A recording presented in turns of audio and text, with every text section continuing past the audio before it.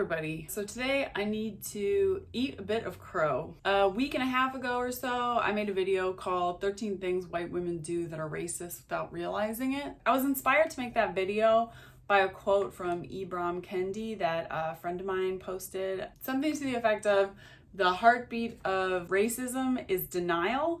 The heartbeat of anti-racism is confession.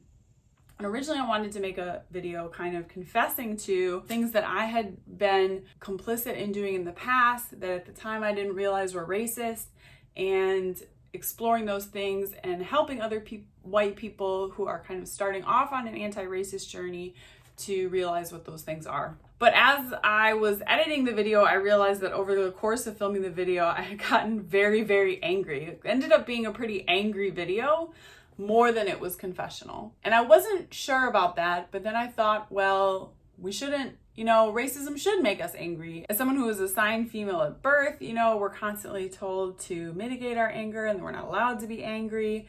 And I kind of thought, well, yeah, racism should make us angry. So I'm gonna post this video, even though it's pretty angry. Overwhelmingly, the responses were really positive. Black people, people of color, saying that they really appreciated the video. It meant a lot to me that one of my friends who I've talked about these things with a lot was so excited that I had made the video. But today I read an article by Anush Jojorian that really took me to task for that video. I want to read you a little bit about it. It came out in Medium. It's called Dear White Allies, Don't Appropriate Our Anger. Note to white allies, when you beat up on your fellow white people for being ignorant about racism, you are not helping. Those naive white people just waking up to racial justice, they want to do the right thing, but are saying the wrong thing because they were just born to the struggle yesterday. They are your job number one. You are supposed to empathize with their white fragility, get them past their self-centering feels, and bring them over to the right side of history. Why? So people of color don't have to. So that article really took me to task, made me realize that I had been centering my white anger in that video. And I thought about, why did I get so angry over the course of that video? Because I don't experience racial injustice directly. Part of it is the feeling of having seen my friends and people I care about experience these oppressions and just wanting the world to be a better place, a different place, and being frustrated that it's not, and being frustrated that I am complicit in these systems of oppression and feeling like it's a labyrinth that I don't know how to get out of. But another part of it, I think, to be honest, is wanting to distance myself from previous iterations of myself that were more racially ignorant, from my complicity in white supremacy, which we can never escape as white people. We can only kind of chip away at. It was wanting me to set myself as other from white women who have made mistakes in the past. And I think the fact that I targeted that video towards white women as if queer people and trans people are exempt, there's a ton of overlap between white women and white queer culture, and a lot of those things that I was saying, these are racist things that white women do, are also things that white queers are guilty of. I was really trying to distance myself from those behaviors in a way that's not helpful. It's not true to what my inspiration for the video was, which was that the heart of anti-racism is confession. If you're angry and yelling at someone, that is not confessing. So I want to try this again because I had friends who thanked me for the video and people said they found it helpful.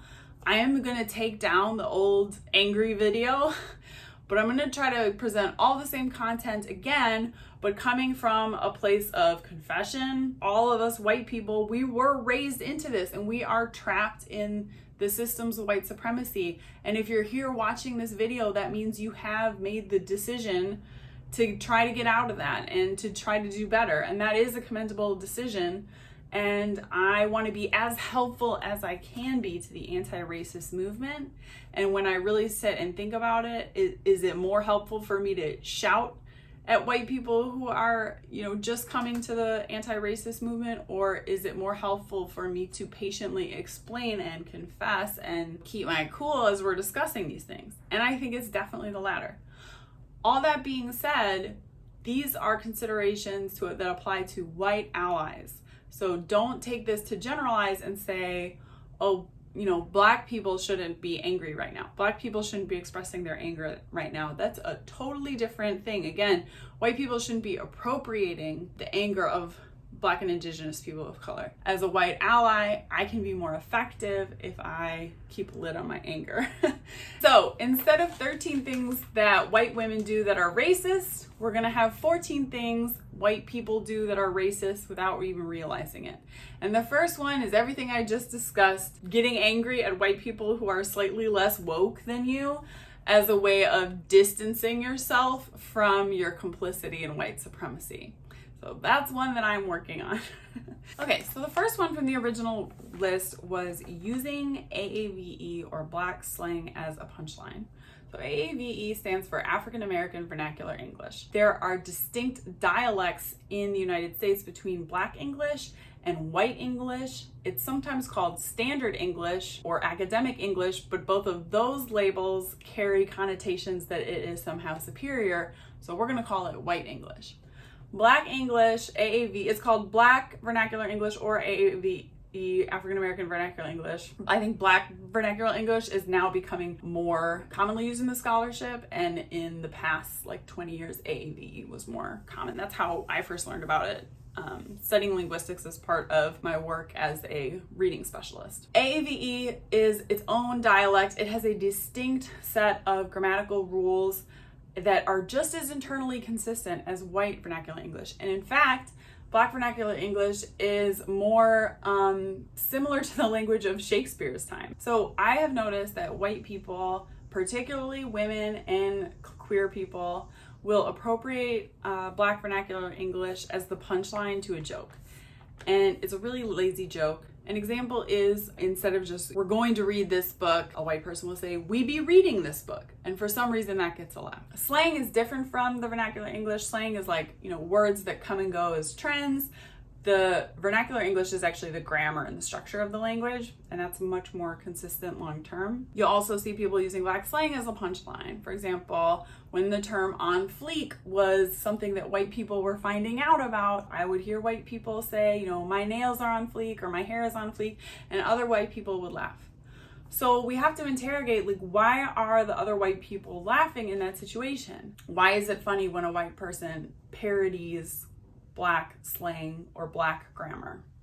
It has such a long history of that happening, going back to minstrelsy and white people dressing up in blackface to get a laugh, that when you're appropriating Black slang, you're actually continuing that tradition of minstrelsy. Even though you had no idea and it probably wasn't intentional, that's what's happening there. I've heard Black people say it's very painful to see their culture constantly stolen and appropriated by white people and then turned into a joke. And so we shouldn't be doing that. The second thing is white people literally not seeing Black people.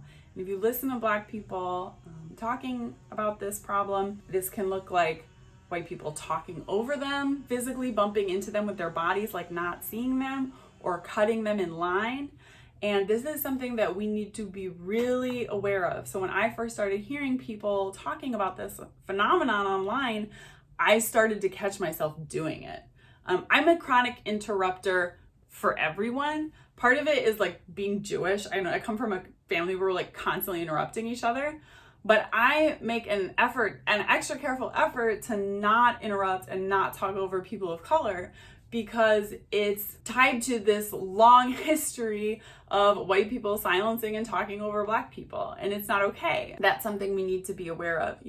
When you're in a store or a public space and you're encountering a Black stranger for the first time, you don't want to be as the white person who's cutting in front of them or trying to race through the door before they get there or whatever.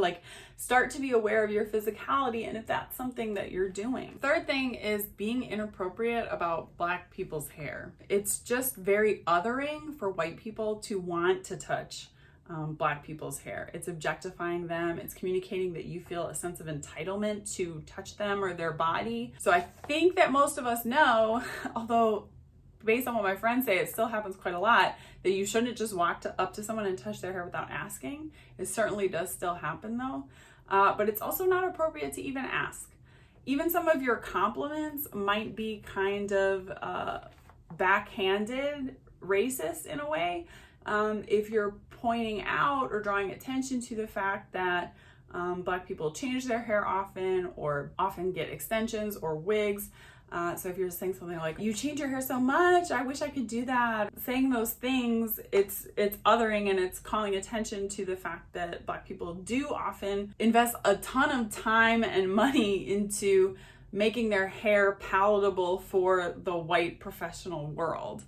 So white people really, if you have a Black friend and they're really your friend and they change their hair, then absolutely it's appropriate to be like, oh my God, I love your new hair. That looks really rad. But if it's like a coworker or a stranger, someone you don't know in the store, white people commenting on Black hair is very loaded.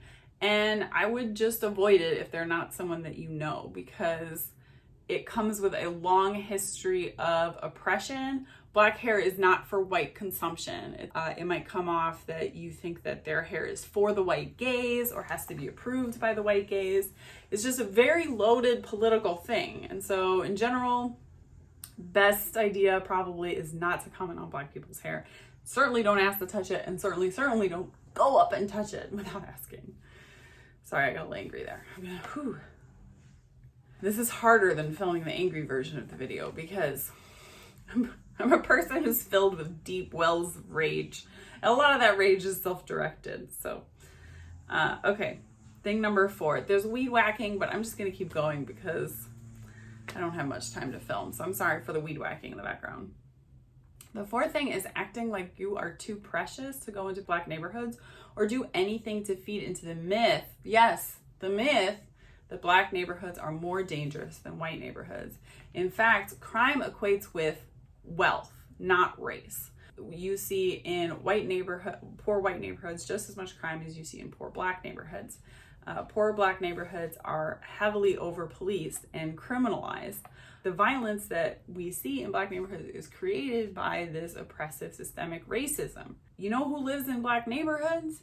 Are Black families, Black kids, right? Black people trying to make a good life. And I have heard many times white people, and I've probably been guilty of doing this myself, white people saying, I don't want to go in that neighborhood. That's a bad neighborhood because it's a Black neighborhood. That's a dangerous neighborhood. When I taught in a school that was mostly Black kids, there were white teachers who would be like, I have to leave before 5 because they were afraid to like drive in the neighborhood they teach in after dark. The neighborhood that the kids they teach live in and sleep in, but they thought that their white lives were so precious that they couldn't be in that neighborhood after dark. And you're saying, when you say that out loud, what you're saying is, my white life is more precious than the lives of the Black people that live in that neighborhood. I'm not saying that white people should be like pushing in and gentrifying Black neighborhoods. That's a whole nother can of worms, but certainly don't be saying aloud that these neighborhoods are bad, dangerous. Maybe see what you can do by connecting with an organization like Showing Up for Racial Justice to support those neighborhoods in your area, rather than feeding into the myth that they are somehow more dangerous. The 5th one is coming into interactions with Black people without a consciousness of the race, class, and power dynamics that are playing out in that scene. And then it becomes a self-perpetuating myth that Black people are rude. I think white people are often not aware of how rude they are coming off to Black people because they are not aware of the racial and power dynamics that are at play. And I think this is what leads to a lot of like Karen total meltdowns in stores and stuff. A Black and a white person interact and they're both strangers. I think Black people are acutely aware of the entire sort of racial baggage and history coming into that conversation. We have the privilege of not carrying the knowledge of that history and of racial politics with us. And so we go into that interaction not understanding the power dynamics that are at play. So for example, a white woman might march into a store and officiously demand service from a Black employee. And that's sort of a sense of entitlement that also comes along with like the consumerist culture that we live in, where like the customer is always right and workers are just like robots there to serve us. So in that interaction, the white person coming in and demanding officiously like to be served immediately, is not thinking about the fact that they're a white person expecting sort of immediate obedience from a black worker. You know, maybe the white person is carrying a Birkin bag and it's clear that they're like rich as hell. Maybe, you know, the white person isn't thinking about the fact that it's a pandemic and they're in a store to browse for fun, while the black person, who could be immunocompromised or disabled or has an immunocompromised person at home that they really shouldn't be out during this pandemic, but they're like an essential worker and they have to make the ends meet and they have to be there. All of these power dynamics and all of this racial history is coming into play in that interaction. And so you might get a really rude response back from the black employee that is a reasonable response, right? White people, when we interact with a black person we've never met before, we kind of have to go into it understanding that they're coming at the interaction with a ton of racial trauma, and that we are shitty white people until proven innocent, not the other way around. And so we need to be, if you are interacting with a black person you've never met for the first time, you should be overly nice and polite and accommodating and aware of our place as part of the oppressor class in an essentially apartheid society. The sixth thing is appropriating from black culture and kind of making that into our personality. There's a white person I know, dresses completely in like black fashion. He's obsessed with black music, speaks in AVE and black slang, and so, and I know for a fact that this kid like did not grow up in a black area. He grew up in a wealthy white area. But he says he's always just like loved black culture and feels drawn to it. And one time, one of my friends who's not black but is a woman of color really started grilling this guy at a bar one night on like, she just kept being like, why are you doing this? Why do you wear those clothes like that? Why do you talk like that? Like, why? And, you know, his reasonings ended up being kind of sounding a lot like Rachel Dolezal, and like feeling transracial and feeling like he was always black. Black culture isn't there for us to take from if we feel like we don't have a personality. You know, we have to understand that black culture has thrived and been so creative in despite of centuries of oppression inflicted by white people. And it's not okay for white people to take from black culture so liberally and feel like we're entitled to wearing black fashion, using black slang, you know, solely listening to black music. I mean, it's good to support black artists. It's good to read black books. It's good to listen to black music. I mean, that's the way we learn. We should be supporting those artists financially.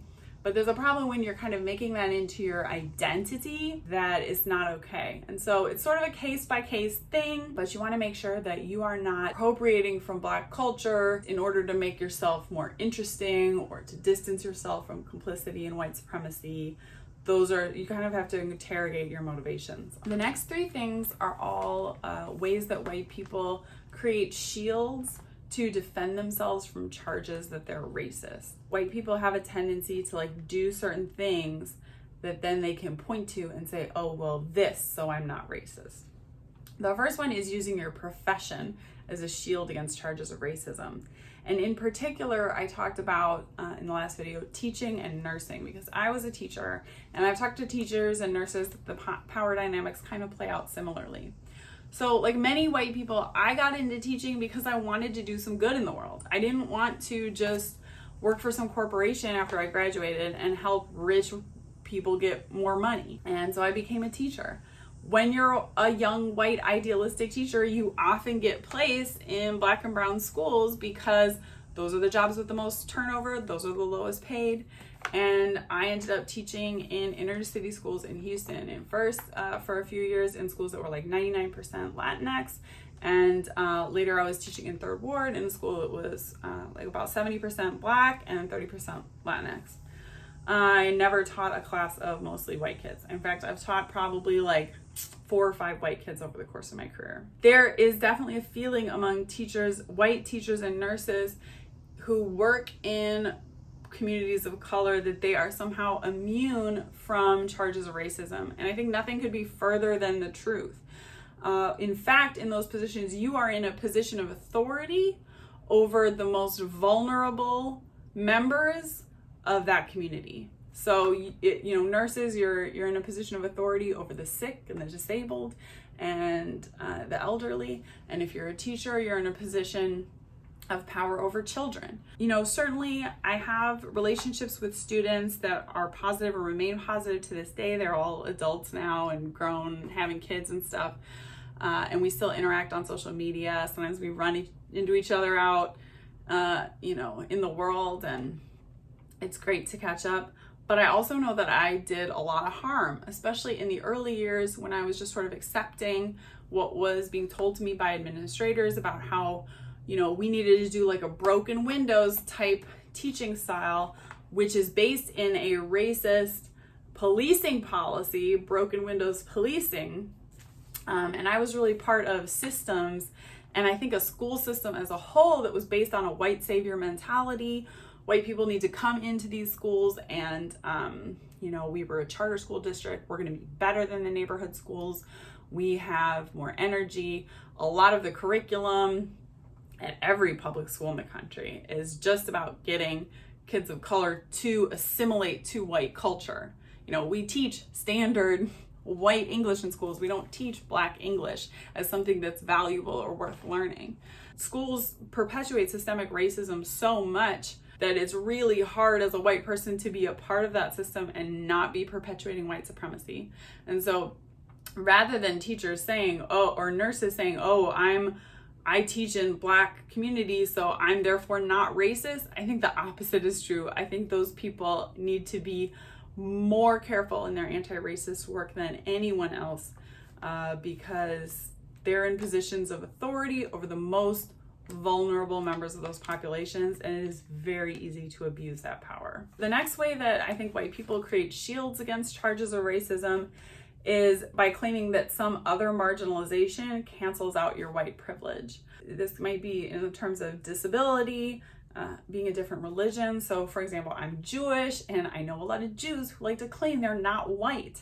And certainly there are non-white Jews, there are Latinx Jews, there are Black Jews, there are all different races of Jews. If you are a white Jew, if your skin is white, if you're ethnically European, you're a white Jew. You're also experiencing anti-Semitism, but you're still benefiting from white privilege. You're not experiencing the specific oppression that Black Jews face, because they have to deal with racism and anti-Semitism. If you're disabled, if you're a white disabled person, certainly you experience ableism, and that can make your life extremely challenging. That's a systemic oppression. But you experience white privilege that a Black disabled person doesn't experience. And so please stop, and same with queerness. Being queer, you experience queer phobia, but you are not experiencing the specific oppressions that Black queer people face.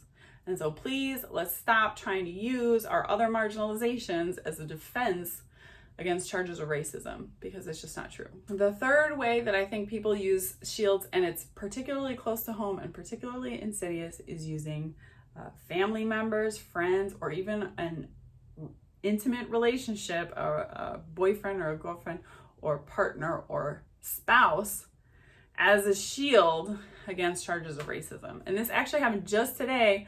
Some woman went on a racist tirade against a Black person and yelled out, "I have a Black husband," as if that is some kind of immunity shot against being racist. It's not. So I'm married to an Asian man. I'm in an interracial relationship, but it's never okay to bring that up as some kind of shield against a charge of racism. Because if you do that, you're using your partner as a shield, which is an object, which is not okay. And I have met some white people who are in interracial marriages who do that. And it makes me wonder, like, is that why you married them? Or at least was that a part of your reasoning?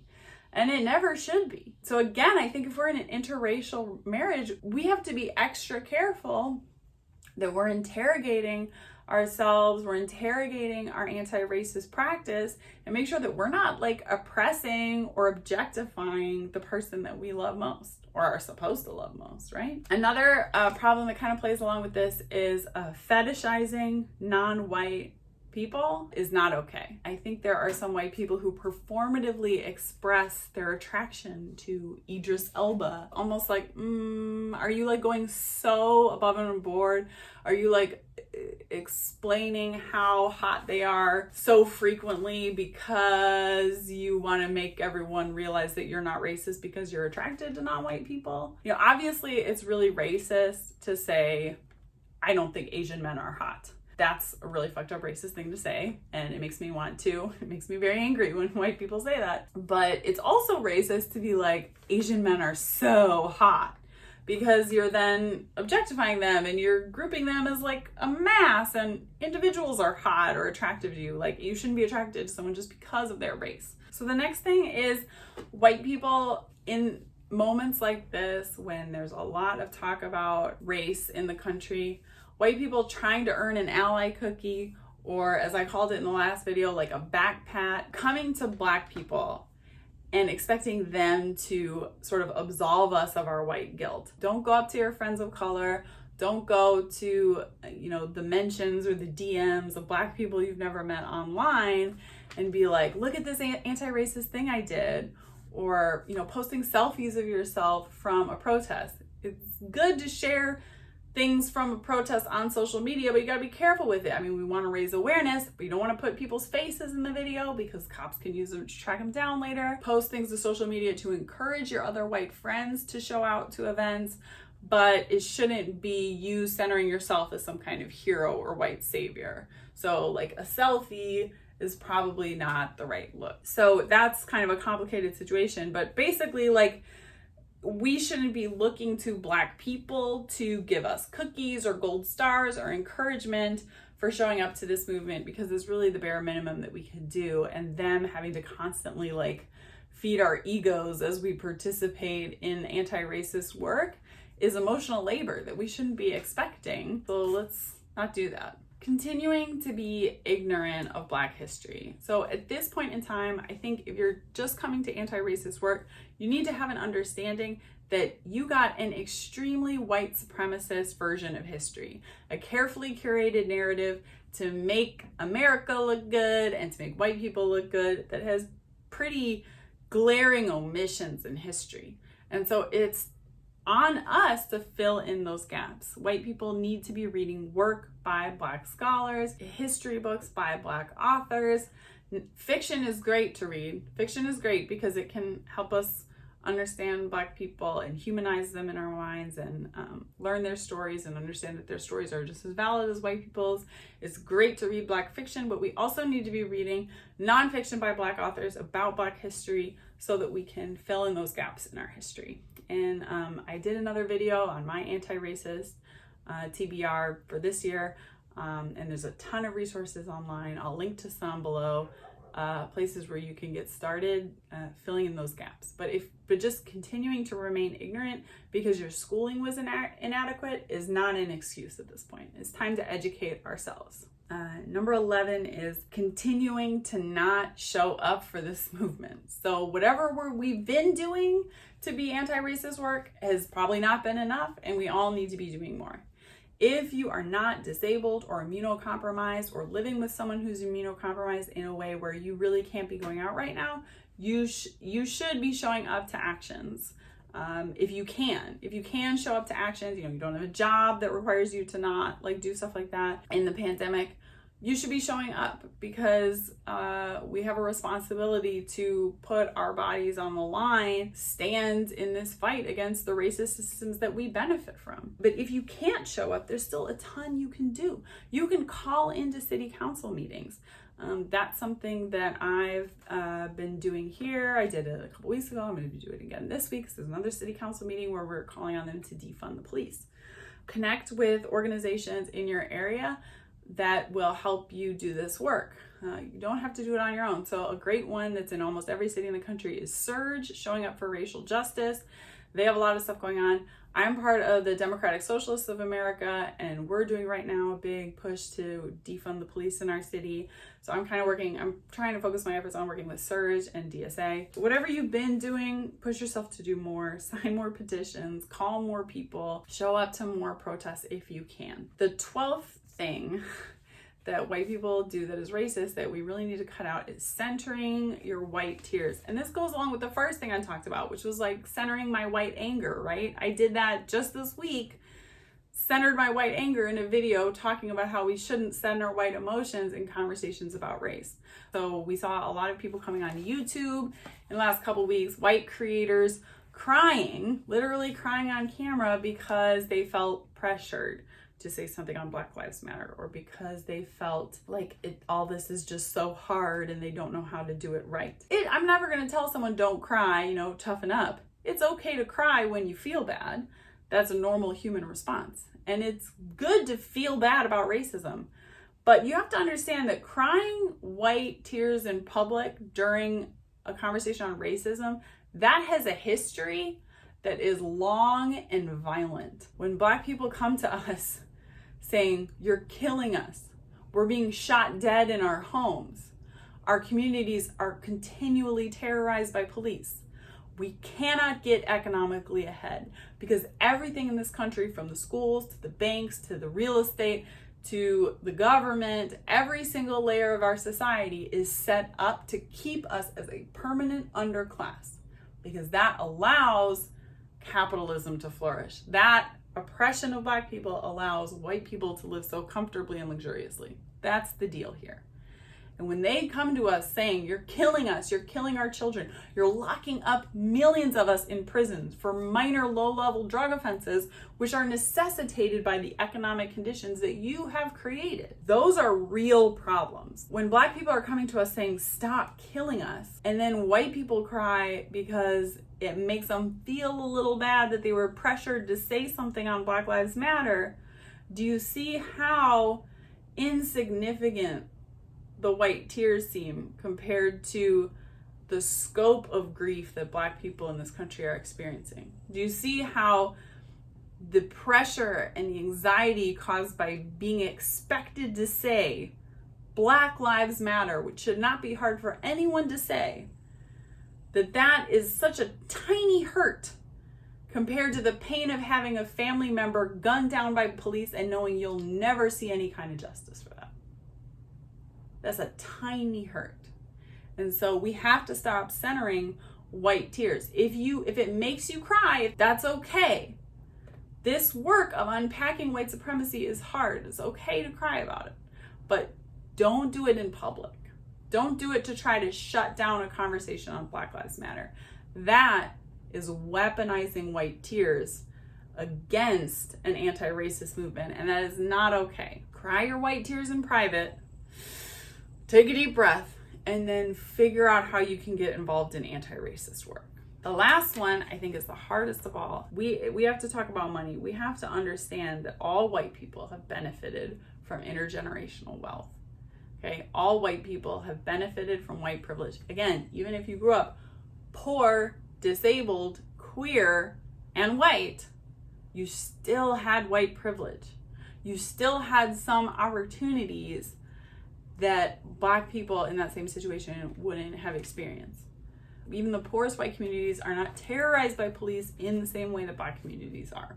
And we need to accept that this country was built on the slavery of Black people, and that we have benefited from the system. We have been able to go to better schools and kind of coast through life and have easier opportunities because of the continued subjugation of Black people. And Black slavery continues. Millions of people are locked up. Inmates are growing our food, making our clothes, fixing our roads. It's slavery under the thin guise of crime and punishment. It's just the plantation system behind bars. And we need to realize that this is the world that we live in. And we've benefited economically from this. We're complicit, whether we like it or not, whether we asked for it or not. We need to commit ourselves to the cause of reparations. We need to dig deep in our wallets as much as we can and donate to Black bail funds, donate to direct aid.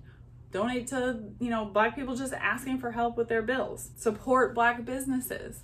Support Black organizations that are working to improve communities in your area. And it's really hard. And it's something that I'm not doing as much as I probably should be. I'm not donating in proportion to the intergenerational wealth that I inherited. I'm very nervous about the state of the world, having a bit of money tucked away for my daughter so that she can go to college someday, hopefully, if college is still a thing. 15 years when she goes, who knows? It makes me feel safe, and I understand that, but I have been trying to dig a bit deeper and give a bit more. In a capitalist society, we push everything onto the individual. We need to understand that real change can only be systemic. And so the most important thing is to commit yourself to a more radical anti-racist politics. And that means understanding the ongoing relationship between capitalism and Black slavery and white supremacy, and being committed to tearing down those systems that have benefited you and benefited your 401k.